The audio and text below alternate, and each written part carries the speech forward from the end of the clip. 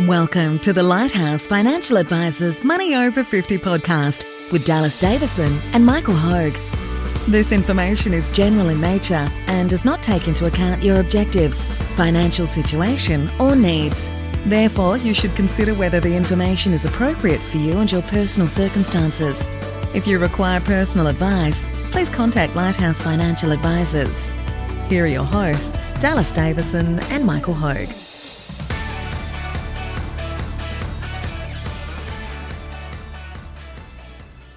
Welcome to today's episode of Money Over 50. We have a series of frequently asked questions. We're going to call this our frequently asked question series, believe it or not.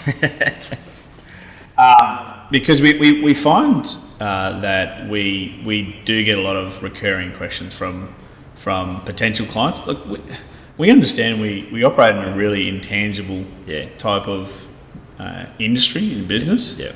And it would be very, very hard for members of the public because different financial advisors do different things.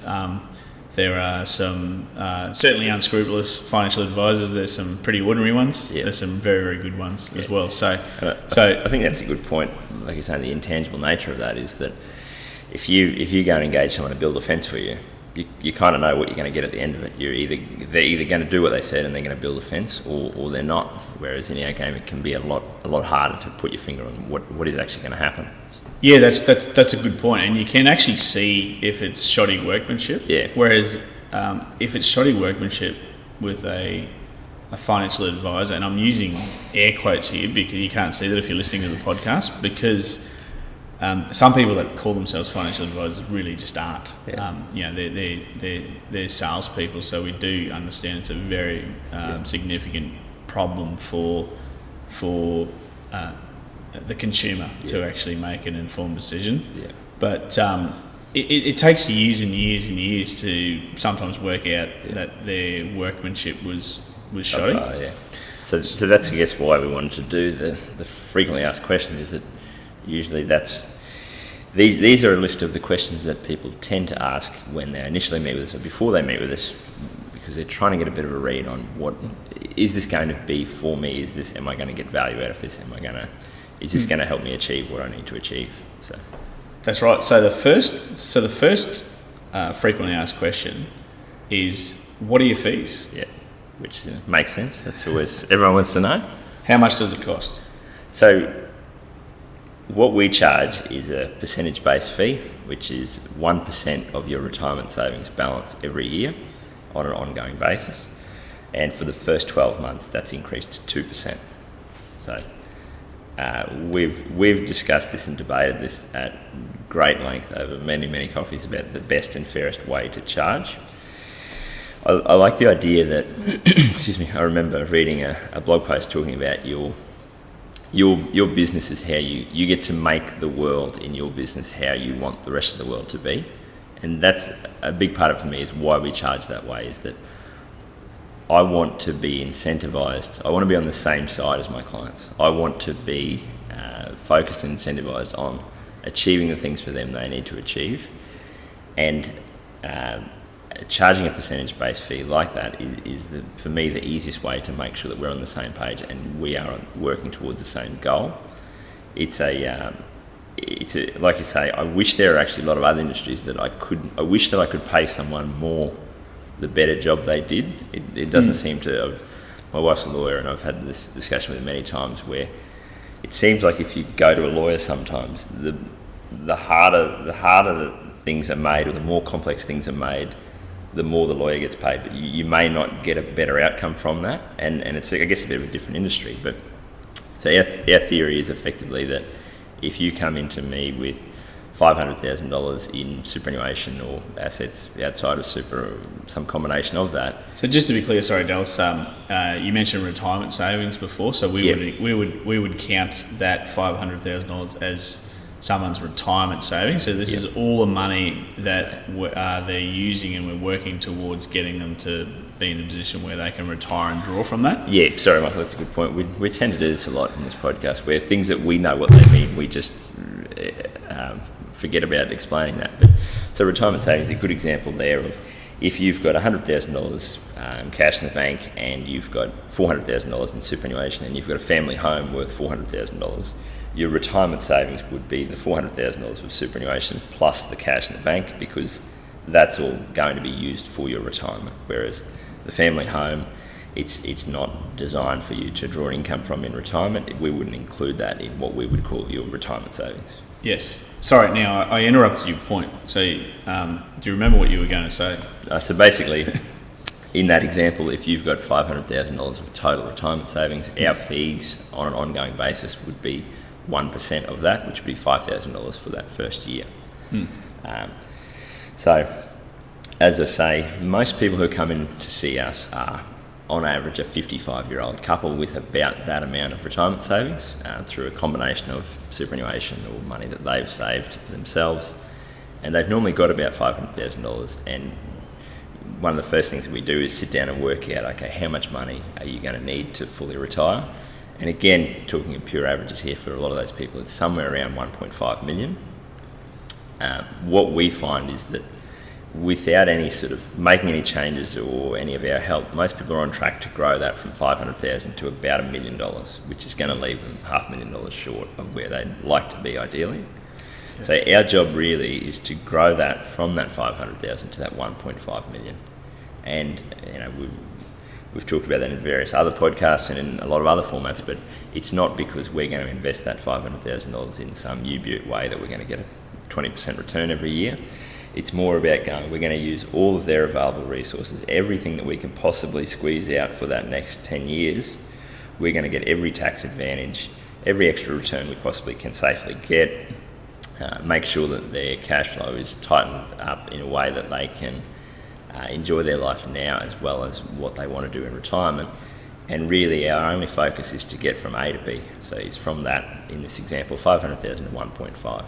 And so, like I say, that's why we charge that percentage-based fee, is that if I do a fantastic job and you get from 500,000 to 1.5 or slightly over by the time you need to retire, normally my clients are ecstatic, and that's kind of the saying we have, is we want people to be happy to pay us $5,000 a year and ecstatic to pay us $15,000 a year, because they've achieved everything that they probably didn't think they were going to be able to do, and we've done good work to help them get there.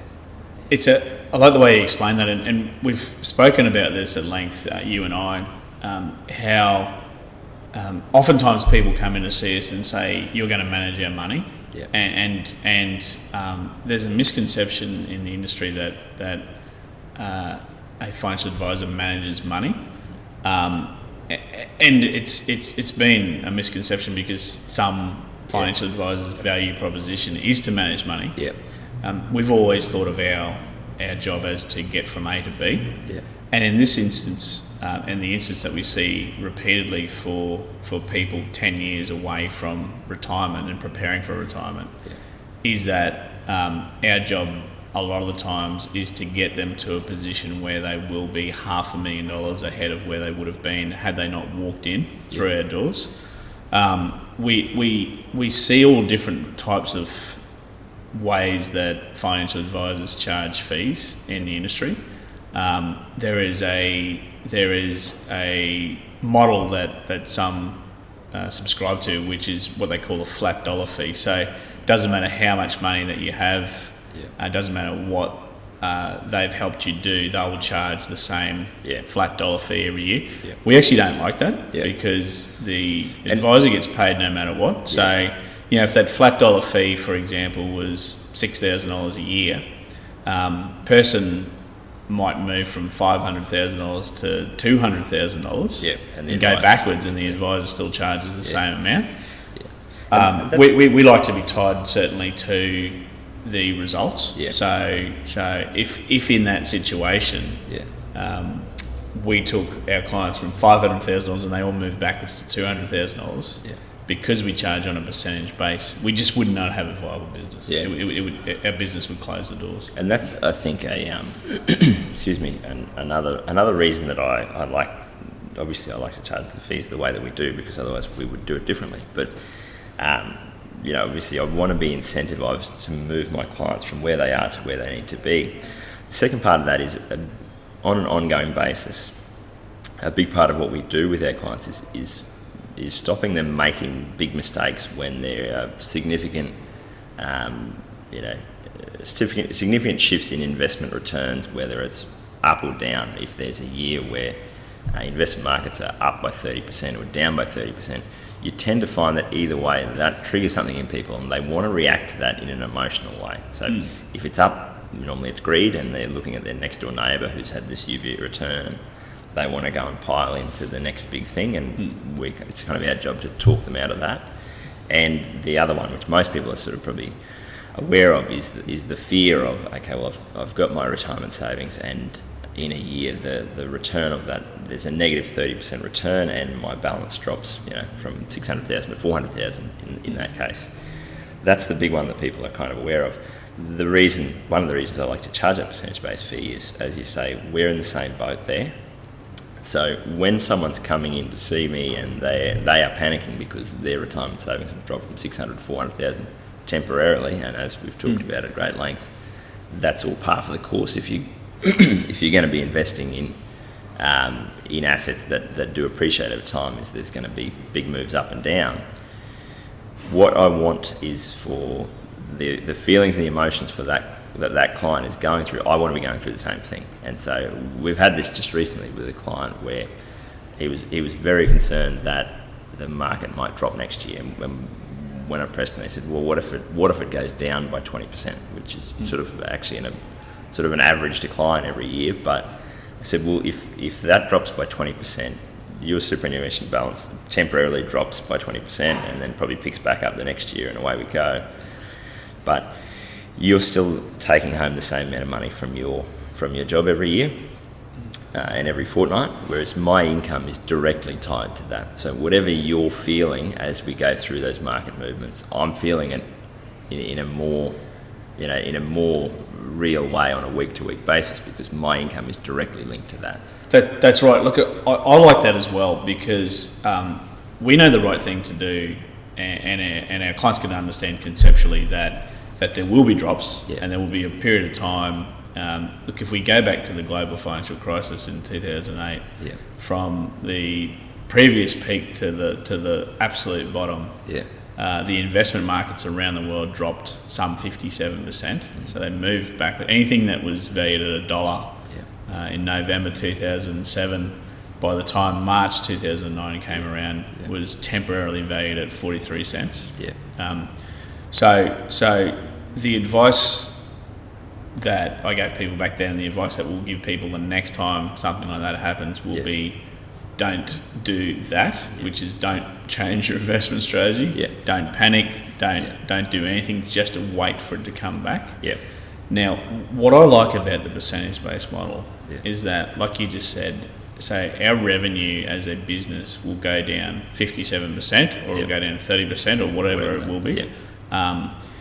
We're on the same side of our clients then. Like, if we're telling them to don't do anything, we would not have a viable business model if we thought that the markets were going to stay down 57% and weren't going to recover. So it's not necessarily telling them what they should do. It's telling them what we would do and what we are doing now as a business, because essentially there'd just be no reason for us not to give people that advice, the best possible advice at that point in time, and all points in time before that. And I mean, that raises an interesting question on volatility. Why would you invest in something that could drop 57%? It's because the average person actually just needs to hold a big percentage of their assets in companies that in growth markets, because what we find is that certainly in times like today, where the nominal interest rates on term deposits and things like that are almost nothing, the average person just wouldn't get to where they need to be to retire and to live in retirement. So people do need to hold a big percentage of their funds, and something that's going to return.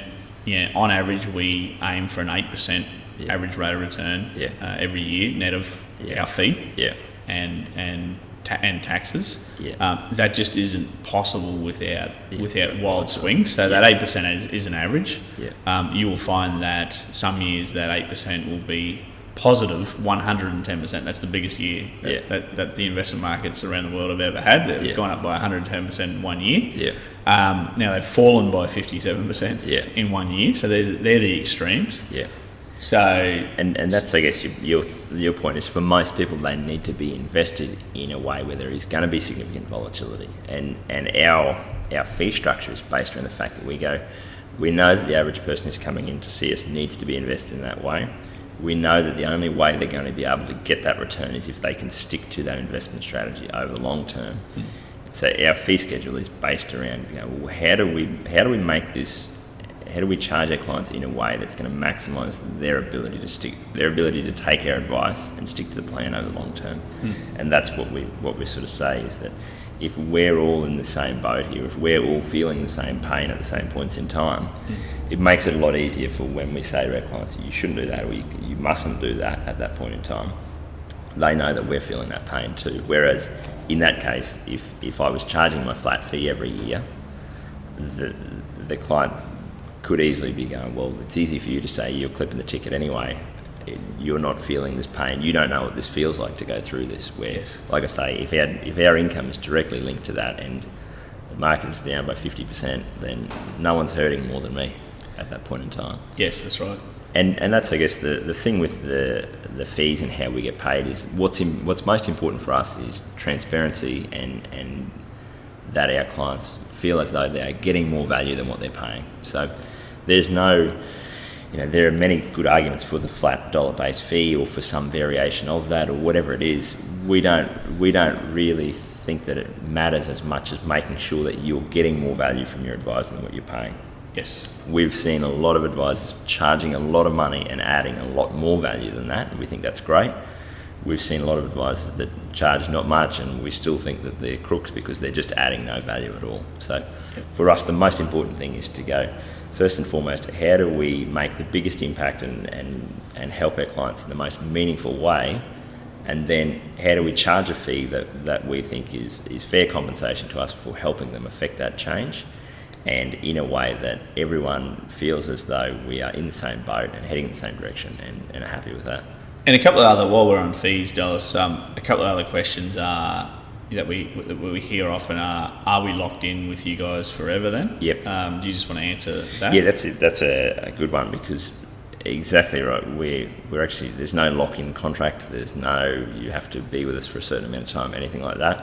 It ties into what we've seen in the industry lately is that most people are really, and what most people are upset with and should be upset with, is the idea that they've got an advisor that's shifted them into a product and just clipped the ticket the whole way through and been adding no value on an ongoing basis. So where the industry has headed, and where we like to think we're trendsetters, and we've already made those changes before these rules came about, is that every year we have to disclose to our clients what they have paid over the course of that year, the same as any other service. We have to get our clients to re-sign an agreement to indicate that they want to stay on as a client. And so that makes it very easy, because every year it's very clear, this is how much you've paid us, this is where we see the value that we've added. In the next year, this is where we see ourselves adding that value moving forward, and you have an easy decision to make then as to whether you want to continue to pay that fee or not. But I think one of the other reasons that I really like the 1% fee is that pretty much any time we spend talking about our fees is a waste of time, because it's not actually adding any value to the client. So the simple thing of 1%, it's that amount every year. We don't have to have a debate every year of what do we think our time is worth, or what do we think that, how much work do we think we're going to do for this client. It's based purely around, our job is to get you from A to B. If you're happy to pay us the amount required for us to do that, then it's 1% every year, and that just keeps rolling along. And any minute that you don't feel that you're getting value for that, you just switch that fee off. Yes, and so when someone would switch a fee off, what would happen then is that they cease to be a client of ours, but what we've set up for them stays in place. Stays in place. Yeah. So So if they're comfortable that they think they can do things themselves, then it's their prerogative to actually say, well, we won't continue to pay you 1% per year. What you've set up for us can stay in place, and then we can take on the responsibility then of getting ourselves from making up that $500,000 shortfall that we face. We'll take on the responsibility to get there. And that's ourselves. a good point. Is that happens from both sides of the equation there. Like we've had and have at times situations where we think we've got a client and we've worked with them and we feel that we've been adding value, and so we've been comfortable charging a fee, and then we reach a point where we think, well, there's not really much that I can help you with moving forward, or I've done everything that needs to happen. That can just sit as it is. You don't need my advice moving forward. So in those situations, we actually make the choice to switch that fee off and stop giving ongoing advice to that client. If we feel that the amount that we would have to charge to keep them as a client is more than the value that they would be getting at that point in time. And that's I think the other part of it with new clients is that we say that we have a set fee schedule, but many times when we meet with someone for a first appointment, we might just go,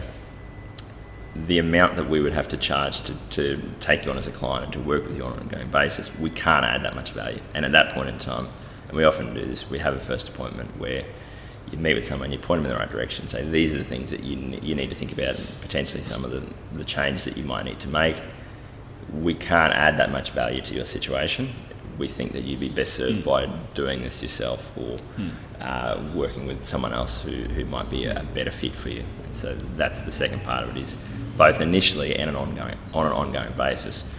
We only charge a fee to clients that we feel that we're adding far more value than what we're charging. That's a good point.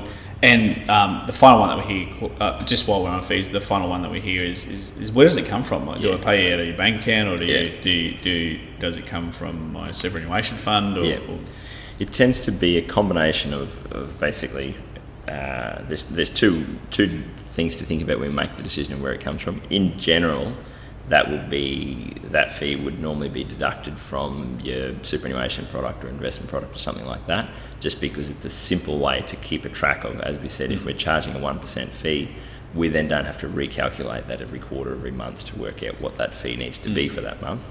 So normally that's the way that happens, and that's both because it's the easiest way to not have to recalculate that all the time, and also it tends to be the most tax effective way to charge that fee as well. And that's the other part of it, is to go, in general, we want to charge the fee in a way that it's the easiest to administer and for everyone to understand and be happy with, and in the most tax effective way. And for most people, that fee coming out of their superannuation fund is actually tax deductible to the superannuation fund, and so that's why it kind of comes out of there. But we do have other clients that we charge a fee directly out of their bank account if that's going to be more suitable for them based on their situation. Yes. So, as we say, the first priority for us is adding massive value to our clients' life. The second priority is us getting paid in some way for making that happen, and the third priority is how do we actually do it. The rest of it is just administration and working out how to do that in a fair way. Fantastic. So in wrapping up, I'd just like to add that certainly the first meeting that we have with a prospective new client is complimentary. Yeah. So during that meeting, we both go through the same process with our prospective clients, and that is to work out if we can add significant value to their situation. Yeah.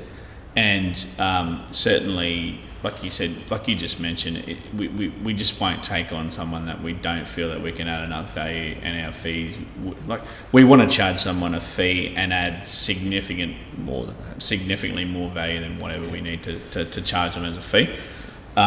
So during that first meeting, we both of us, I know we specialise in actually showing people what value we could add, what role we could play in getting them to where they need to be, actually working out with people where they do need to be as well, and looking at what we can. We would then say to them, here's what we would need to charge you, here's our fee schedule. Like we said, it's nice and simple. 2% for the first year as a new client comes on board, and 1% thereafter. And that's a good point to make, is that we pride ourselves on making things as simple as they possibly can be and as transparent as they can be. And we've talked a bit about, the long term, over 10 years, adding $500,000 worth of additional value to our clients' retirement savings. The other one that we look at in that first appointment, and I had this just a couple of days ago, which sort of makes our life easier when we're talking about our fees, is that I had prospective new clients come in with about $500,000 in total retirement savings. Over the course of that first year, I said, these are some of the changes that you need to look to make. Just in cost savings on the superannuation and investment products that they already had, and in a little bit of tax savings, they were basically going to save $9,000 in that first year. And so that was kind of an easy one, because I'm going, well, I think I can add massive value over the next 10 years of your life, and just by making these changes in this first year, that's effectively paid for my fees. So you basically get a year to look at that and go, can this guy do everything that he says he's going to do? Is he going to be able to add that value over the next 10 years? And basically, as we said, you get to see for the first year, can this guy build this fence or not? And it's a tangible, easy thing to put your finger on. Is, tax savings and cost savings aren't the be all and end all, but it tends to be an easy one that we can look at in that first appointment and go, is there an easy way to pick up something concrete that you can walk away from going, I know that I can definitely save this amount of money, separate to the long-term value that we can add. Great point to wrap up. Thanks for listening. Thank you for listening to the Money Over 50 podcast with Lighthouse Financial Advisors. We look forward to catching up again soon.